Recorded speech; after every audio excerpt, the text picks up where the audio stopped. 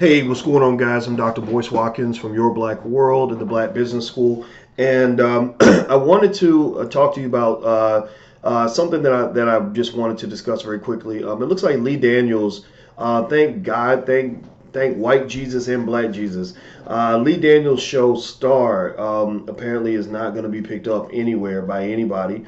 According to Top Buzz, Lee Daniels' attempts to revive Fox's canceled drama Star were not successful. The executive producer on Thursday announced in a video on his verified Instagram account that his efforts to find a new home for a potential fourth season for the music-focused drama were to no avail. "It ain't happening," he said. "I did my best. Just know that like Precious or Empire, The Butler, Monsters Ball, the next thing I do is going to be Star. It will exist in all my work." So, so basically it looks like Fox canceled Star, it's a spinoff from Empire. They canceled it earlier this month after 3 seasons. The show starred Queen Latifah. It dropped 11% amongst all adults in the 18 to 49 demo. The series was produced by Disney-owned 20th Century Fox Television, and the newly independent Fox Broadcast Network had little room on its schedule and instead opted to pick up a new slate of scripted series, nearly all of which it co-owns. Instead, the Charlie Collier-run broadcaster will focus on the expanded 20-episode final season of Empire and a roster of new dramas that include Prodigal, Son, and Not Just Me. So anyway, here's what I am thinking on this. First of all, I'm really happy about this. I'm not gonna lie, because I'm not a big fan of Lee Daniels. I don't think Lee Daniels is good for the culture. He doesn't represent black people in a way that is effective. He represents black people in a way that is really the ultimate in terms of coonery, in terms of how media is used to destroy the image of black people all around the world. If you look at these movies, these shows that he's responsible for, you got Precious, which was about the most depressing movie you've ever seen. It really, the show, or excuse me, that movie is kind of the product of a really dysfunctional mind, a person who has a very interesting worldview based on the fact that he has lived a really crazy life. And if you really want to understand Lee Daniels, go read his bio, read his Wikipedia page, read anything you can find about him, and he tells interesting stories about. I think he described his sister as a overweight crack addict or something. He mentions his boyfriend, I think, who was Jewish and white, which that's how you get into Hollywood. Gay, Jewish, white. You hit the trifecta, honestly, because that's kind of what runs Hollywood. And he mentioned that I think he said his niece and nephew, who he adopted or something, they read Anne Frank 3 times but never read Roots. That he said it proudly. It was very weird. And then there was this weird story about wanting to sleep with as many men as possible so that he could catch HIV and die or something, which just very strange things that come out of this man's mind that really were interesting. And if you look at his films kind of reflect that. Precious was a really sick kind of movie. The Butler, come on now, The Butler, Monsters Ball, Halle Berry, with a white man, like that gets an Oscar and all this praise because, that's the part of the agenda too. There are agendas in Hollywood. You all know what I'm talking about. I've talked about them before. I'm not going to bring it up again. But the point of the matter is that I said it even back when Lee Daniels started up with Empire. I said, this guy, there's something wrong with this man. Something wrong with him. And what's fascinating about Hollywood is that when they pick black people to represent other black people, they tend to pick the most dysfunctional black people. They tend to pick black people who really reflect, the trauma from slavery, the warped thinking that you see sometimes in our communities. Y'all know we got some crazy people out here, and they don't represent kind of the best of us. Like if Lee Daniels has shown up as a fully functional, normal, healthy-minded human being, they probably would have said, "You're not interesting to us. You don't appeal to us." Black people are only interesting to Hollywood when we're really fucked up. Now that's just what it is. It is what it is.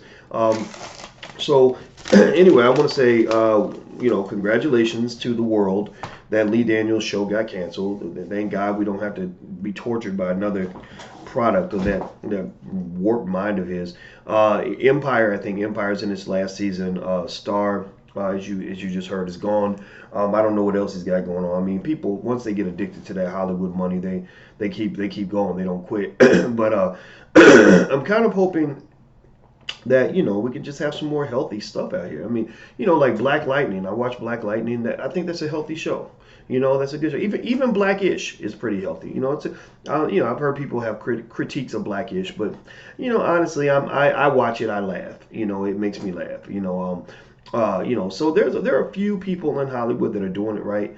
Most of the content that does right by black folks usually doesn't come out of Hollywood, because Hollywood itself doesn't do right by black folks. Hollywood itself was not built for black people to be happy, healthy, or secure, or to feel good about themselves, or for other people to feel good about us.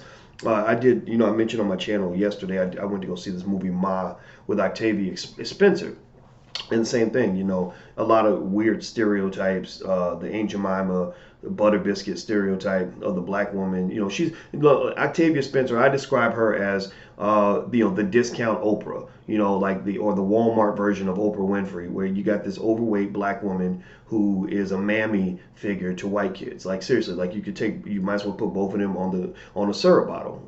Seriously, because it's a typecast. And so if you look at Lee Daniels' work, and you go to Precious, what do y'all remember Precious, and then you go to The Butler. Black people serving white folks or whatever, and taking pride in this service. It's a really weird, disturbing trend, but it's not gonna stop. It's everything is driving Miss Daisy all over again. Ain't a damn thing changed. Ain't nothing really gonna change with Hollywood, with white Hollywood, until you build a black Hollywood.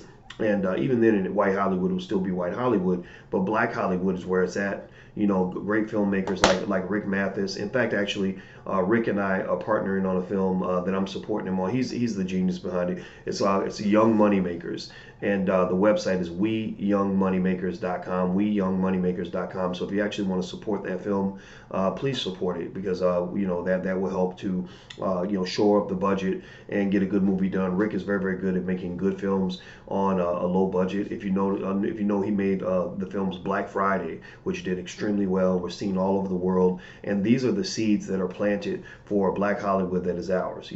Other filmmakers I love, Mark Harris, that's my guy, right out of Chicago. He did a great film that's on Amazon you can watch, called Black Coffee. Tariq Nasheed, I partnered with Tariq on many occasions. I love the series with Hidden Colors. There's another one, The Melanin Code.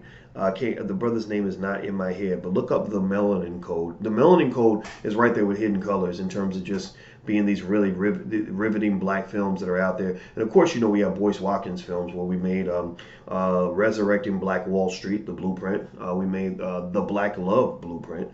We also made Democracy, a Black American horror story, and a lot of good films that are out there. So there's a lot of black folks that are really doing the damn thing. Director Dorian Chandler is just an extraordinary director. There's just lots of really talented people, and I personally think we should support the healthy stuff, or the stuff that at least reflects blackness in a way that makes sense, that's fair. Lamar and Ronnie Tyler, they did I can't remember the name of their movie. I was in the damn thing. I should remember the name of it. Please look at it. Blackandmarriedwithkids.com. That's their website, and it's Lamar and Ronnie Tyler. And I can't remember what it is, but I got to run, guys. But I'm gonna look it up and share, because I feel bad that these are my friends and I can't remember the name of the movie. But there's Black Hollywood is real. Black Hollywood's out here, man. Seriously, and it will get bigger the more we support it. So please support Black Hollywood. Like, that's what we need. We need to make our own movies. The Jewish community did that. I tell all my students in the Black Business School to read. How the Jews Invented Hollywood is a book written by a Jewish man, and he gives the details of how they went from this oppressed, ostracized, marginalized community in Eastern Europe to being people that were discriminated against in the United States, couldn't go to white people's schools, couldn't go to join white people's clubs, couldn't get jobs working for white people. So they built their own schools, they built their own clubs, they created their own employment, right? And now they have this $1 trillion industry. So black people can do the same damn thing, because after all, we got this melanin, man. Ain't nothing we can't do. We survived slave ships. You survived all that. Slave ships, Jim Crow, mass incarceration. We survived all of that.